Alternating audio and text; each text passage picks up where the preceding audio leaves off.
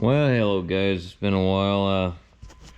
Well, the week before last, part of this week and part of last week was on vacation, but the week before I went on vacation, I was just scrambling, trying to get stuff done. I mean, just going like hell trying to get stuff done before I needed to, before I went on vacation, which I didn't. I wanted to have this done before I went, but then I had it's not here now. I had to drop kind of everything else. I had a T660 Kenworth that, we did a front structure reseal, oil cooler, fan clutch rebuild, all that stuff. I crammed him in before I got done, and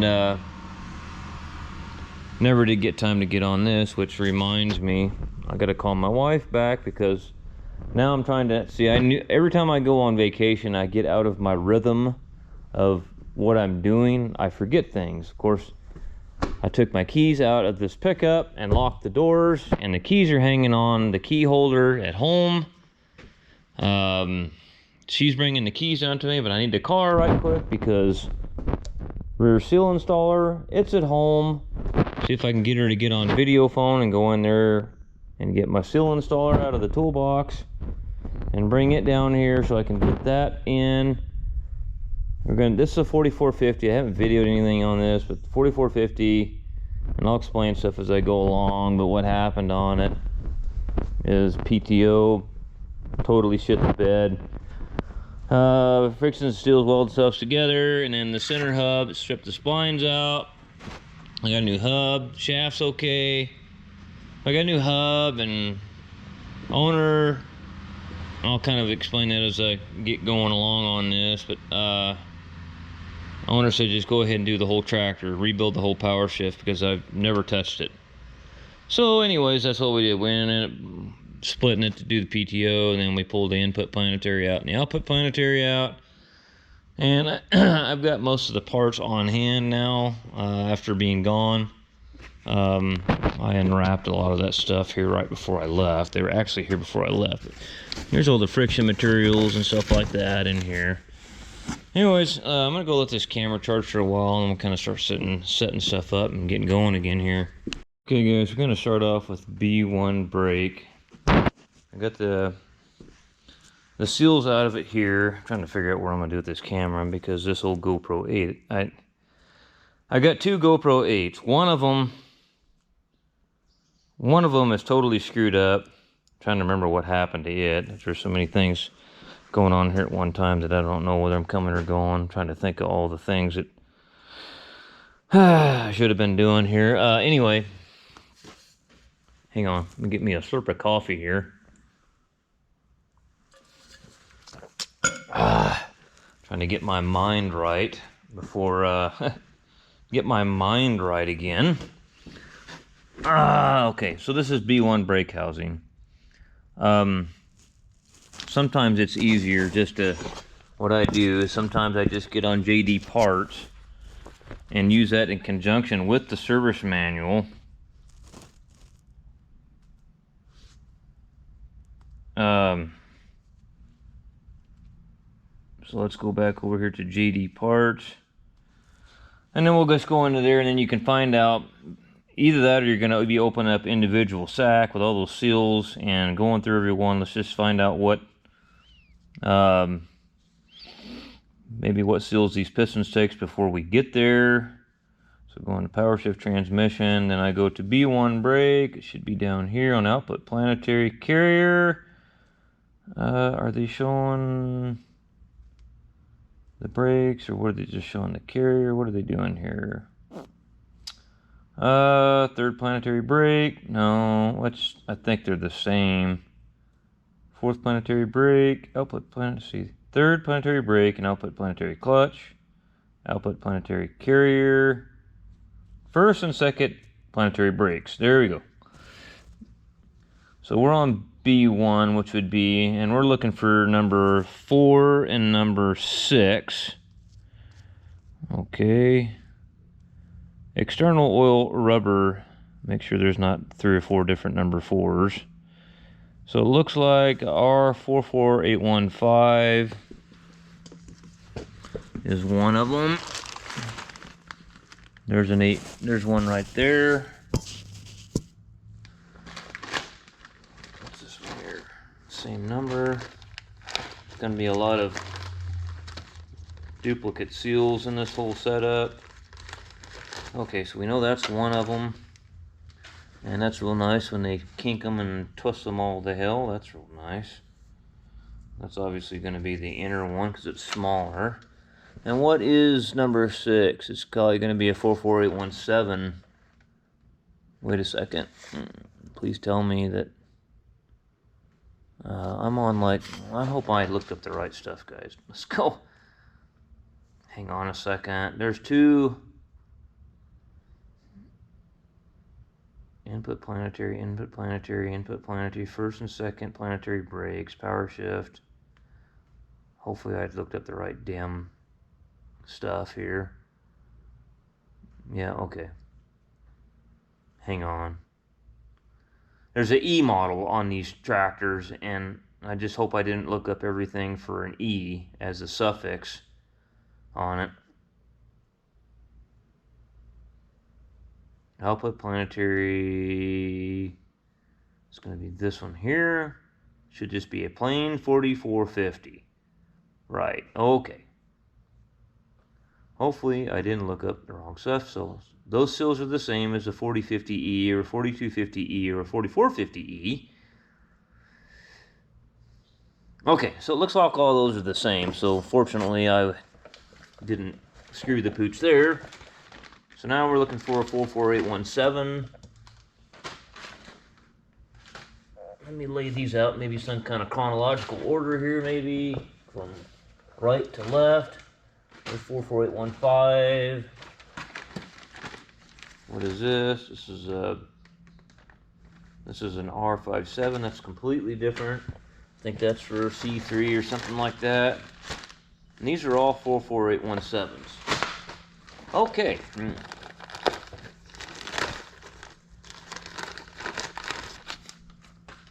Okay.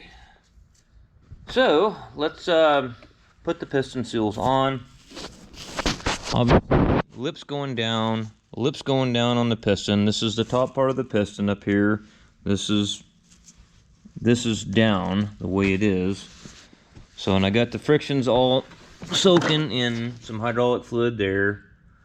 Anyway, I don't really have a magnet or anything for this camera, so some of this stuff's I'm trying to figure out what I can do with you guys. If I can set up a bucket or something and prop the camera up just right where you can, that's what I'm gonna have to do here. I think maybe I found a happy spot for the camera.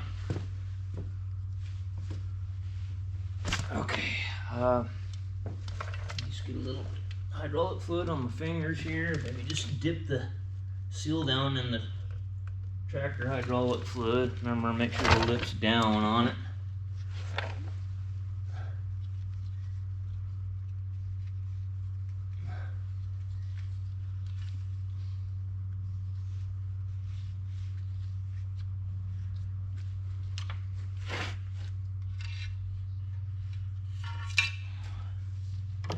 Turn my light on my head so I can make sure that my seal didn't twist in the groove, and that is not good when that happens and you don't catch it.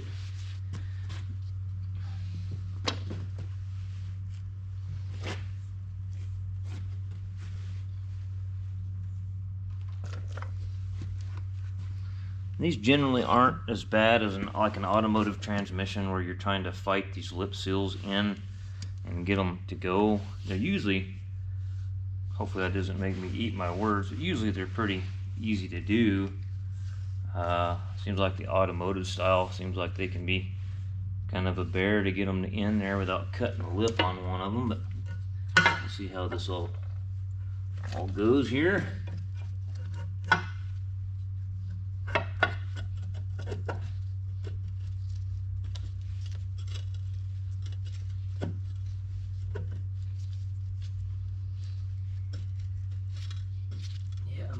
Work it in. Let me find my little plastic thing that has the lip seal thing on it. That way I can actually work that in there without cutting it. This is like a Trans-Tech kit here. It's just a piece of plastic. All it is, nothing fancy, but it sure seems to work fairly good. Working the lip seals in.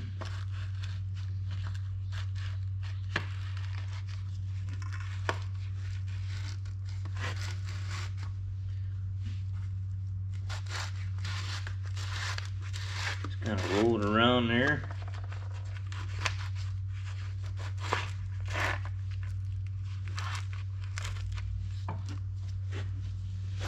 Thing, you almost got to keep a little bit of even pressure on the thing so it doesn't walk out on the other side on you.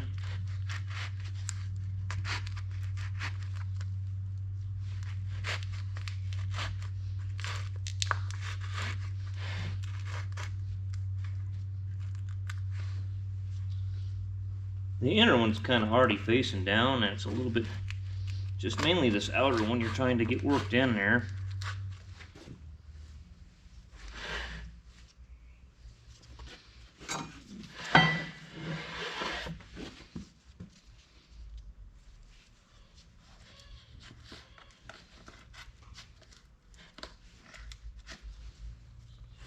If I'm in enough or what. My tool appears to be pinched. I see a little bit of a lip sticking out right there. You just don't want to force these things. That's all I can tell you. Don't force them into place. You'll cut them. And it might hold pressure for a while, but then eventually the clutches start slipping in it. See, and I think I'm pinched over here a little bit or something.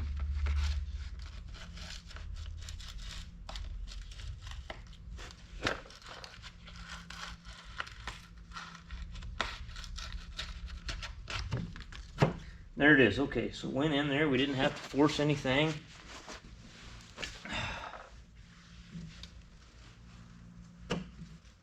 Make sure it's seated all the way up just like that. Okay, and then you can put your return. This is your return plate. You'll notice how it's got holes in it. Just line up the holes. Now, there's going to be bolts that go through it, but there's also going to be return springs that go in there. So then you got to figure out what return springs you got, which that's the next step. Let's figure out what return springs we've got, because we'll have to stack those up. There's different lengths of return springs on these. Okay, so trying to remember what went next. Okay, it should be this one if I remember correctly. And that'll go down. Yeah, that's not making a lot of sense. Nope, that's the wrong one. That's why, because that's the wrong one. It's this one. That one goes in there. And then I need 3 frictions.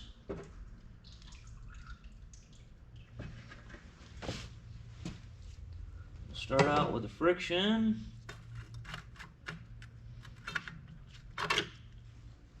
And a steel.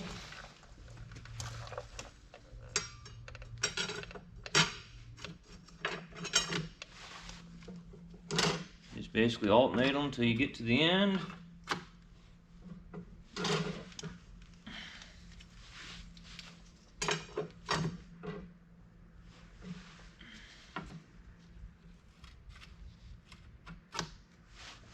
This actual ring gear here actually goes in over the top of this one. You can kind of see where it was setting. But it'll actually go in here like that from the other brake housing, but you don't have to put that one in yet. It can go in later. This will go on there, but you got to put your return springs in there.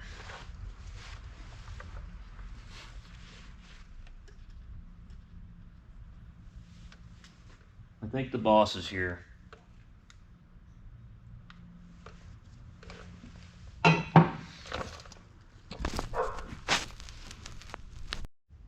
And the wife brought me down the keys all the way down here for this pickup, and she hands them to me, and I said, well, that'd be not real nice if that was a Chevrolet.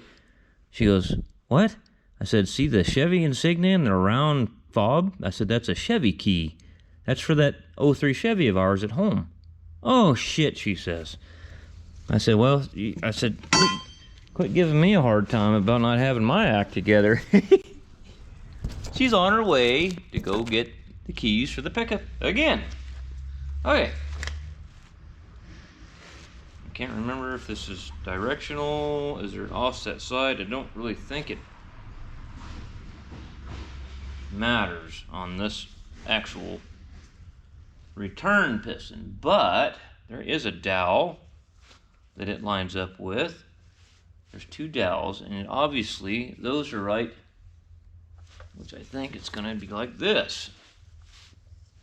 Nope. Where is the other dowel at? It would be right here. Okay. Gosh, I've got the return springs in there.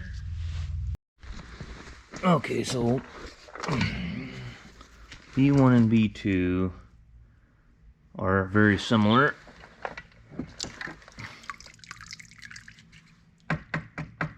I know the bucket's greasy out here, but it's clean on the inside. I cleaned it up real good. I'll put a steel plate here.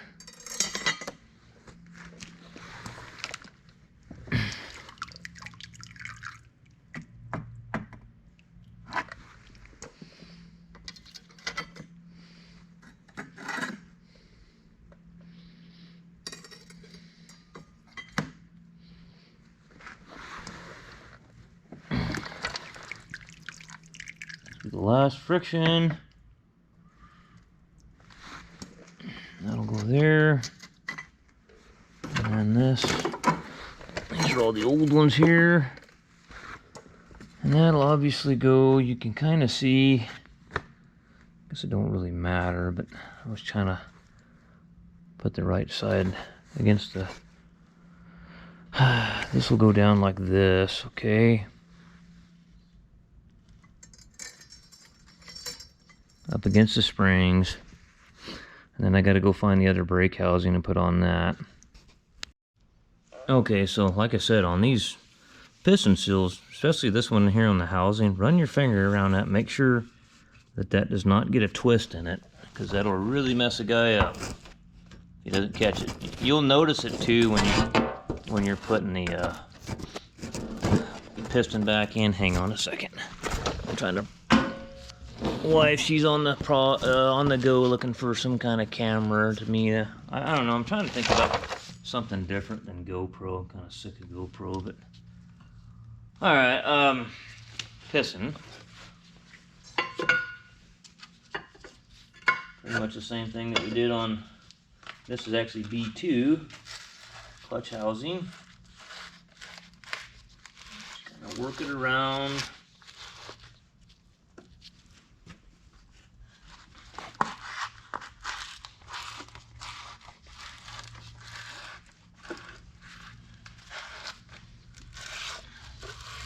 Have to get a spot where I'm not trying to concentrate so much. I'll tell you a little bit about the fishing trip.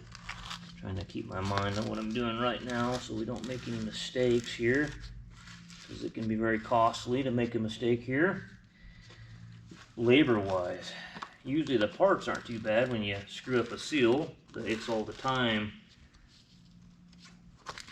that you lose taking it all back apart and doing it all over again.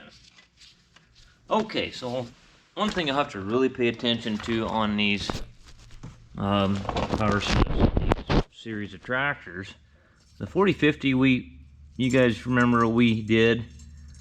Okay, so they use these E-clips, and I ordered some extras, but you can kind of see where this E-clip was right here on that. So they'll use those as spacers, as shims. So, and you can see that it was right here. You're supposed to have some dowels for these, which I never do. I'm just trying to do it real carefully. We'll see how much I fight this, going back together. Once we get the output planetary back together, the rest of it's pretty easy, really. Output planetary is probably the most difficult out of doing all these. But there'll be 4 of them right there. And sometimes it just depends on, I've seen them on 4955s to where it had shims between, down here between B1 and B. I've seen them both ways. But we're just going back together the way it came apart. I double checked my frictions and pistons are all the same length or thickness. I'm not changing or updating any pistons in it thus far. This is the later serial numbered one, so it already has all the updated components in it already. But now I'm going to flip this over and we'll put B2 housing on top of B1. And then we'll move on to B3. So there's B3 ring gear, and it's got 5 frictions on it.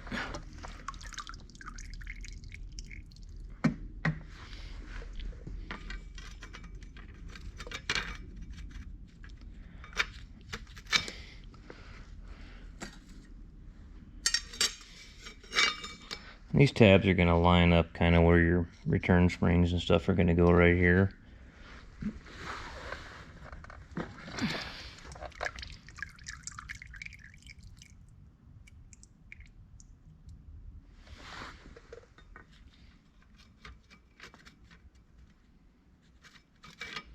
Come on, baby.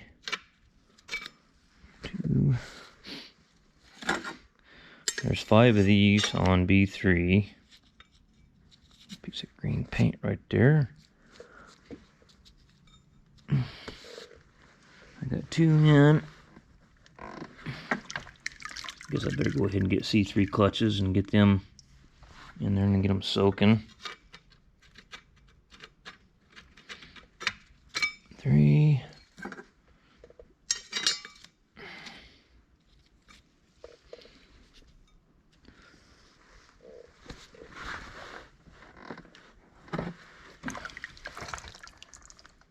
Numero 4. Had some guy call me from New Mexico. You speak Spanish? I said, well, I actually do speak quite a bit of Spanish, but I told him no. I knew what he was doing because he said he saw a video. He saw a video on the internet. I just get tired of the guys calling for free information. Now, the guys that are polite enough to call me and say, hey, I'll give you a credit card, most of the time I don't even charge them anything. At least they thought of it. You know, at least they thought of it to try to trade something for their fellow man, giving them some information to help them. But some of these guys are absolutely unbelievable. So we're going to have return springs on here too.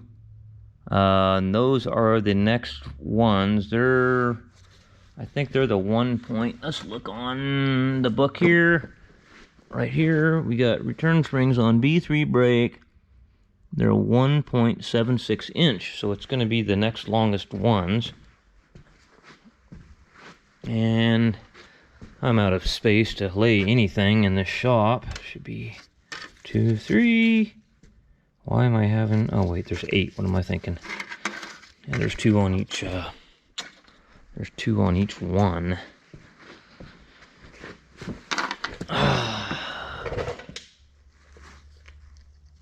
2 here. These can be kind of a little bit tricky, getting everything lined back up the way things need to be. Yeah, we had a good time. I really, really enjoy Alaska, and a lot of these people like that on the resort are just super nice people. Just really good people. It's an expensive place to stay at, but I mean, to me, it's worth every penny because if you go up by the Russian River on the Kenai, where the Russian River forks off from the Kenai, that's a real popular spot to fish on the salmon run. And I mean, it gets to where, I mean, it's chaos trying to fish in there with all the people. It's what they call combat fishing. So what's really nice, golly, I dropped one down here too. But this place, it's called the Keystone Resort. It's out on, I think that's Keystone Drive, if I remember right. But it's called CozyRentals.com. It's about $300 a night to stay there. But I mean, you've got a really nice cabin, top of the line cabin there with nice accommodations in it. Very clean. The whole place is very clean and upkept. You got your refrigerator, your bed, and my kids went with me this time, so let me put this up here. I put this, but I mean, you get a private dock. I mean, I think to me that's where if you're fishing, I mean, yeah, that's the way to do it.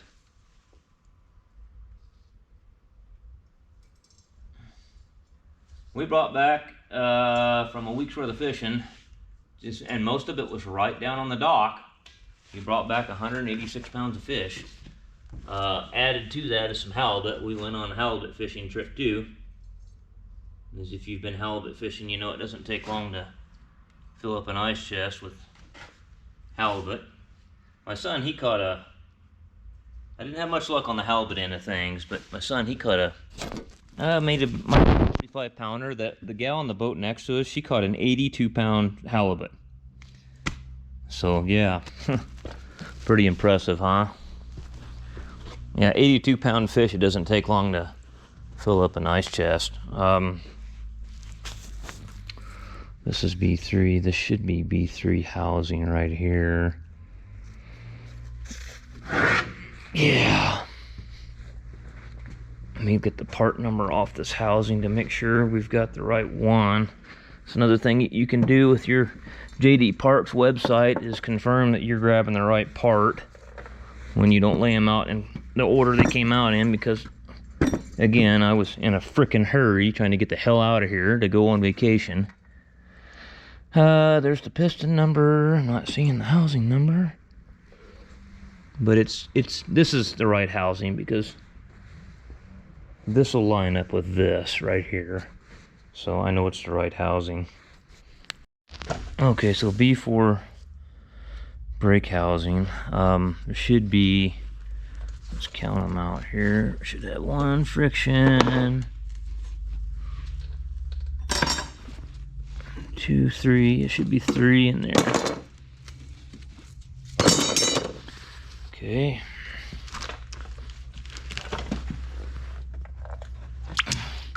Sometimes I order too many when I order them and get my counts off, but happens. There's so many variations between models and everything, so.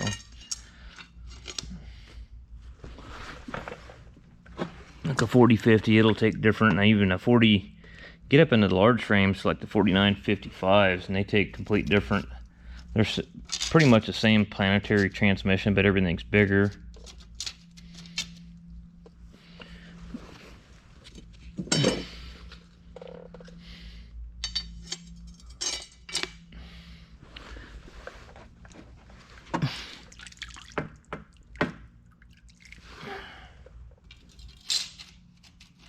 Should be 3, and that means there are no more in there. I actually did right when I ordered all the parts. And here's all the old ones. Okay. Put our return plate on there. Like so. Oops, knocked one of the springs off.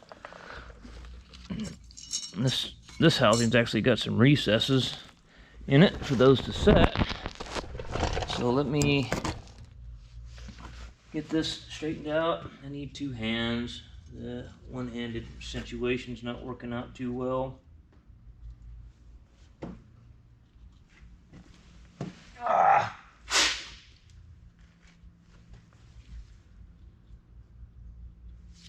guess I could put it the way it came out. Okay, let me go get, I don't know if I need to put the C3 all together or what yet. I think I can put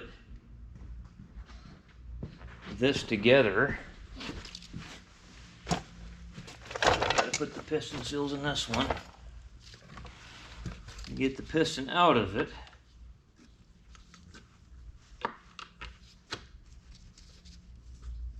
Usually you can kind of pinch that with your hand. We'll stick a little pick in there and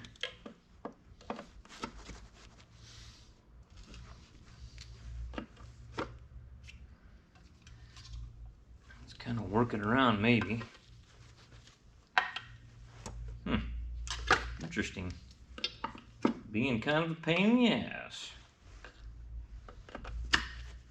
Yeah, this is not working out. Let's get her on a flat surface. Right like this maybe, huh?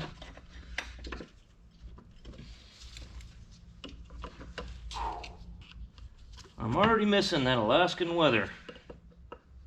Nice and cool up there, just perfect for living. About 61 degrees all day long was what we were when we were there, but it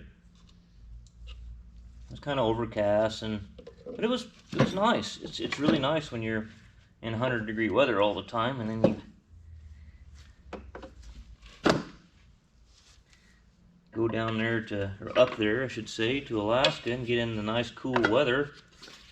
Yeah, I enjoyed it.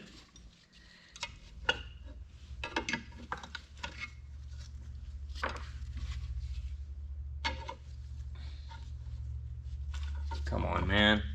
You're really screwing with me here. Come on. Man, this thing is really kind of being a pain in the ass.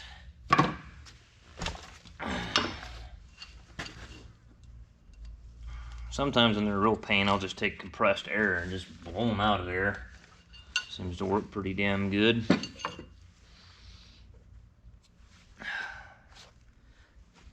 Okay, the inner seal on the housing. Okay. So this should be 448616. Hopefully. Looks like maybe the same setup.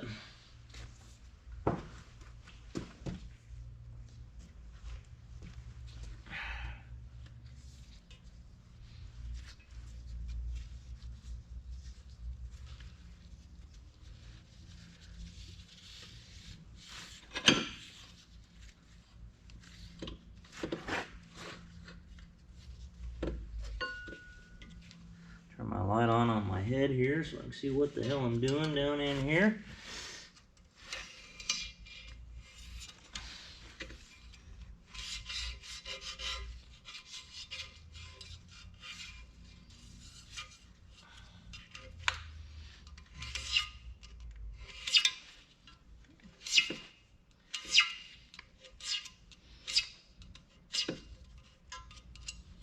Man, it had a twist in it.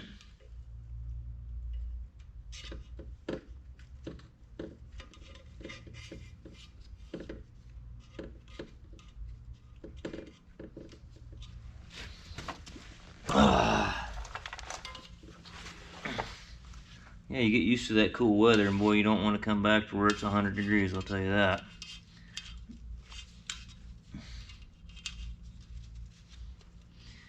I got off the airplane and I mean, I had a coat on. Well, it wasn't a heavy coat, it's just kind of a windbreaker, you know, kind of a hoodie type windbreaker deal. I got off the plane in Medford, and that heat wave hit me. It was about 105 when I got off the plane in Medford. I was like, can we leave?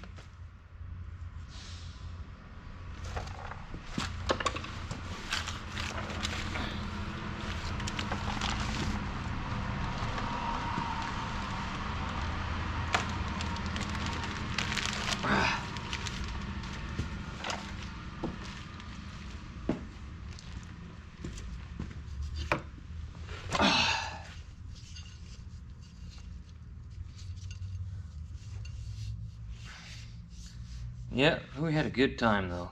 Me and my son, and really enjoyed fishing with my son.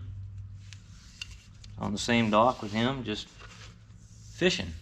Fishing and bullshitting and catching fish. We had a hell of a good time.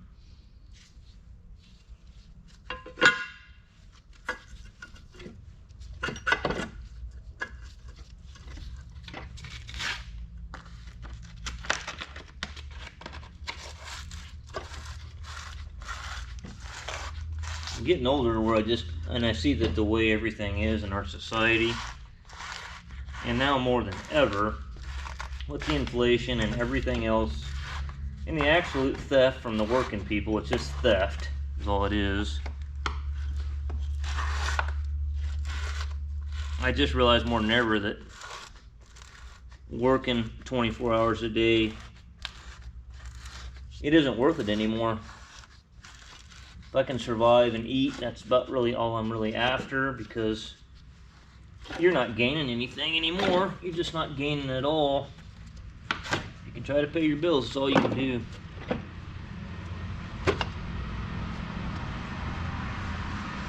Okay, let's put this one back on here.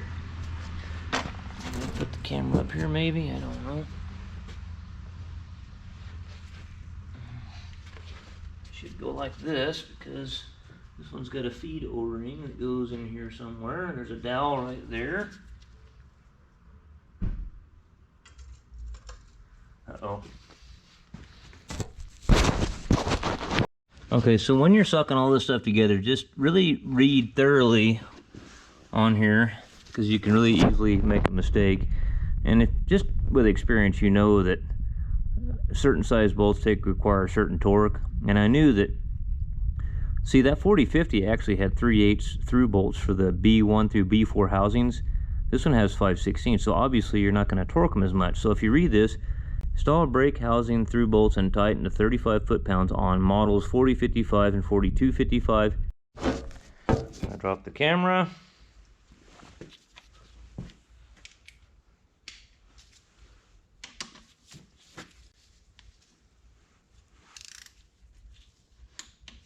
Go from side to side.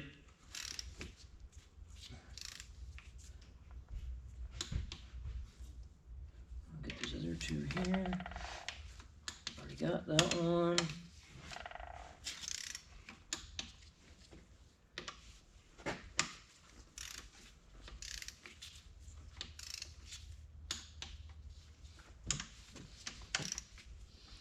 Of course, you want to get your rubber tip blow nozzle and air check all your clutches before you completely put it in the tractor and reassemble it.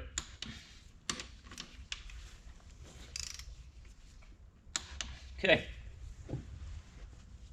So now we can do, I think it's C3 clutch now. I think that's C3 if I remember correctly. And then the output planetary can go back in the tractor.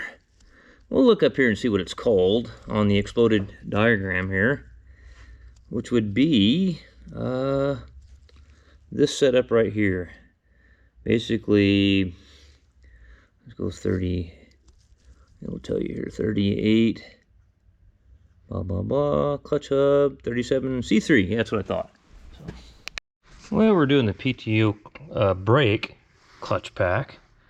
And I'm trying to remember the order of arrangement in that. I don't remember. Let's put a steel in there first and see what we look like. Because I should be able to come up against the pressure plate last.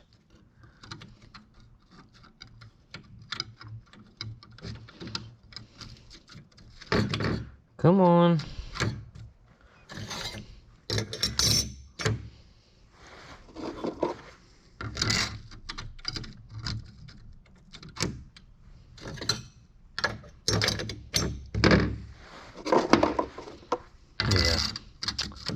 Yeah, that's the way it goes, because it's going to have to come up against this pressure plate. We'll double check in the book. We'll make sure, but I'm pretty certain that is the way that it's going to go. Just like that. the piston actually comes in from the back side of that, and it's got legs on it. And these legs right here are what push in, and they'll see, yeah, that's pretty much the only way that that can go. And then them legs will push on that first steel plate.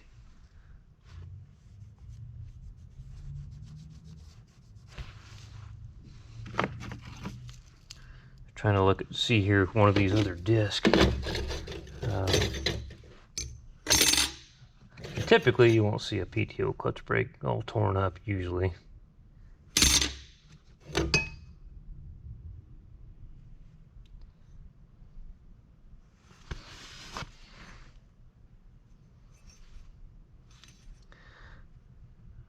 So make sure that, I guess I better make sure that I'm not doing something backwards, that I don't have the pressure plate. You know, I'm kind of wondering about that. I'm kind of wondering if that pressure plate ought to be on the other side of that. Let me look, I don't remember. Okay, I got it right the first time, but here's your pressure plate right here, 37. Here's the hub. Here's the actual clutch pack. And here's your housing. So it's going to be on this end, and then your piston's back here pushing on it. So yeah, we got it right the first time. Luckily we did. Now I've got to get this right. But don't forget your return springs. Hang on a second. Don't know if I've got to put the PTO clutch Belleville springs in. Level, Belleville. Don't know how you're supposed to. Maybe I should look that up on the pronunciation deal there. If you Google like certain words, it'll show you the pronunciation on them. Not sure how you say that. Maybe I'll just say it both ways and we'll try to make everybody happy.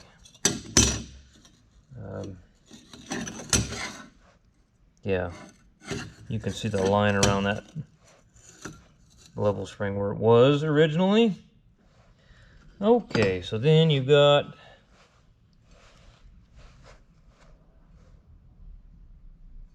the smaller holes are going to be, actually, you got it upside down, Warren.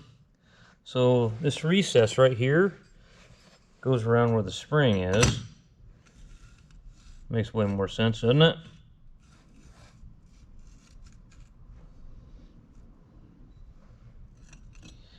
But things aren't lining up, so now things are lining up. And then there's 3 Allen heads that go in that. And they're 5/16, so I'm sure they're about 25 foot-pounds, somewhere in that neighborhood. Here's the old clutch pack that was in it. Lay those over here. Okay. I'll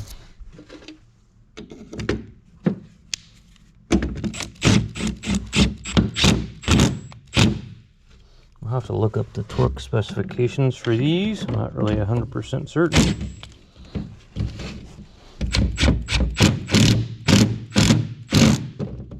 Remember, you're compressing that Belleville spring. Now that's got a cutout on it, so that's probably going to have to be in a certain location where something misses it, I would suppose. That bottom gear, I think. That's basically your clutch packet. Obviously, if it's compressed with spring tension, then obviously it's pressure released.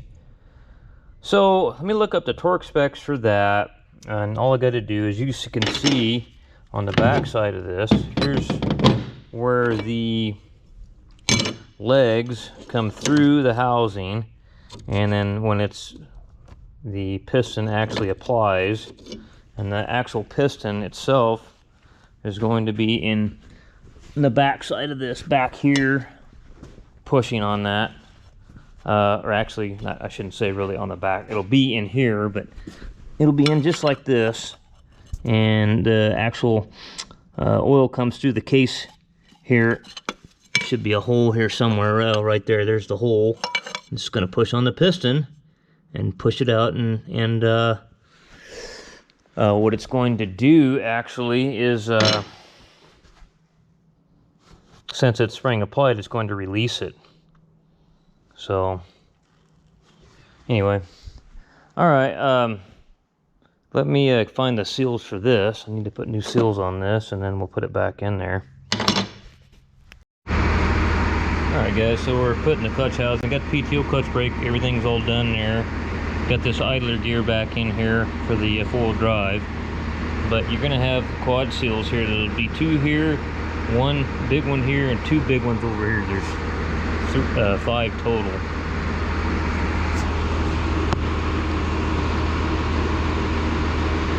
Find the crane controller. I don't remember where I set it at. Okay.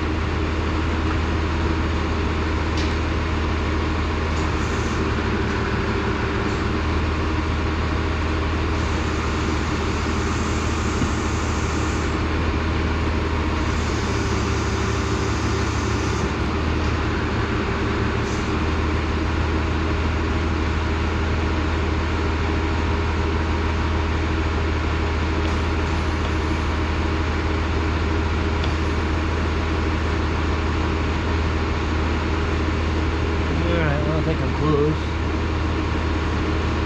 Where am I? Wait a second. Oh shoot, I'm way off.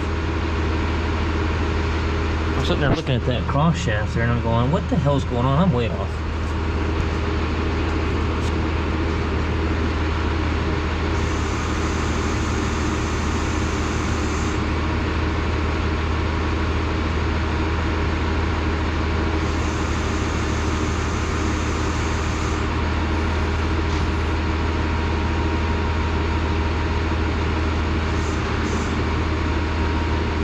Okay, that looks more better.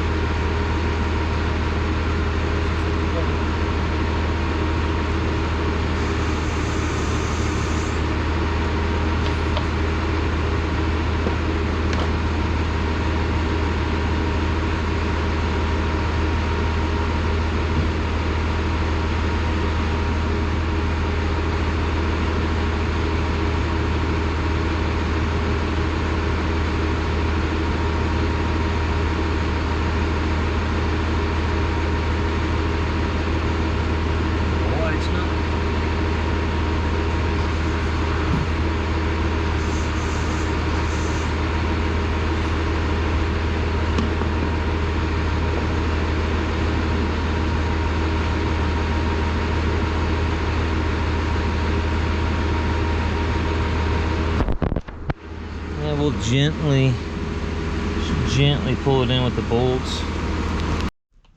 Alright, so the clutch housing's all back on it, tightened up. Let's put this output back in it. I can slide that bearing cup in later probably. Let's see, I probably want to be over here.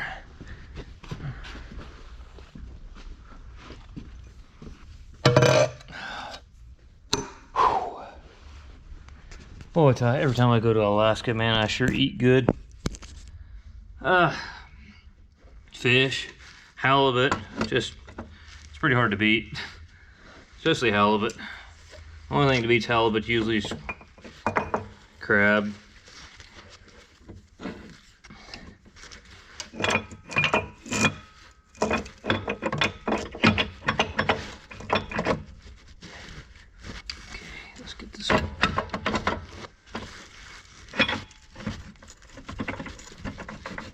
Let me get my light on my head.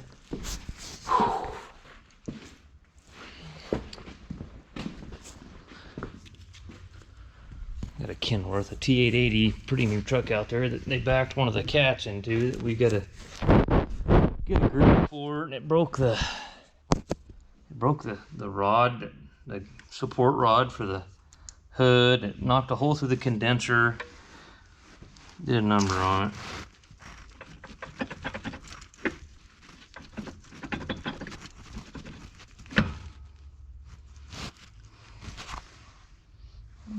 goes in there further than that. I'm trying to remember how I did that last time. I think I took a bolt and turned it with a bolt. I thought that shaft was threaded. I guess I'm wrong. Sure thought it was threaded for some reason. I'm pretty certain it goes in there further than that. I might be wrong though. Let me let's get the bearing cup. Here's the bearing cup. Here's the quill for it right here with the shims.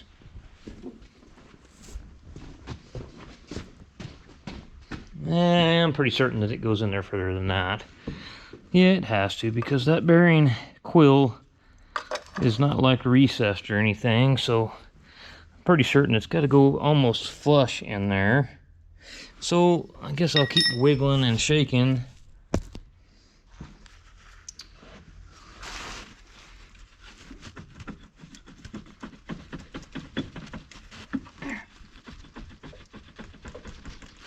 I think maybe.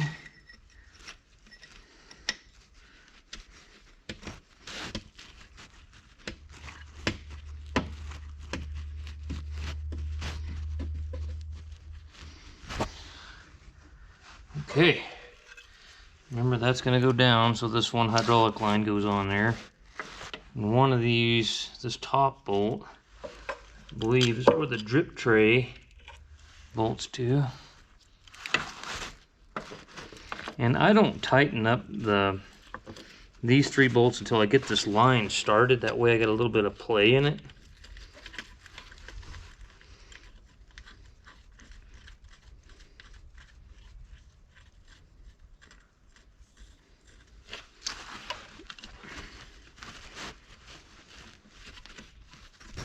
Okay, there we go. Don't know if that camera's picking any of this up.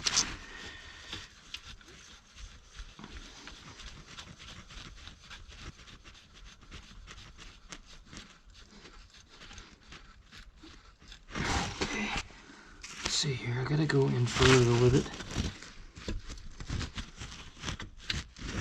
That line. Another thing that I'm going to have to do is get my magnet. The nut on the line slid down the tube.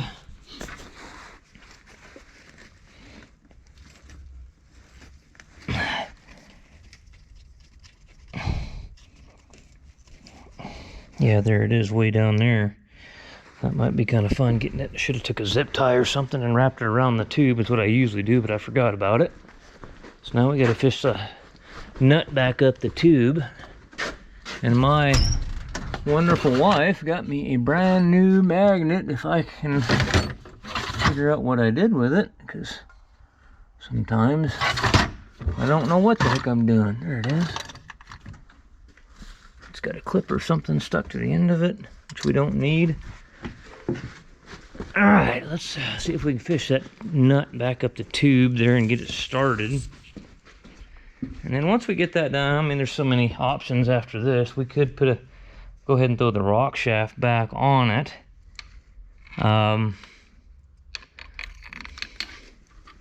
Is this magnet even going to get where I need it to be? It doesn't really look like it.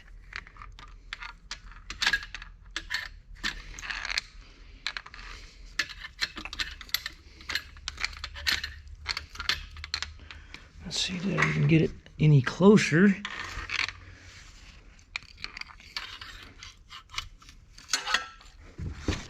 Can't really tell.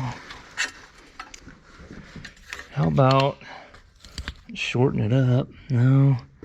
This feedback arm, I can't get in there where I want to be because that feedback arm is in the way. Well, what about I get a long screwdriver and then shove it over where I get a hold of it with a magnet? Well, let's try that.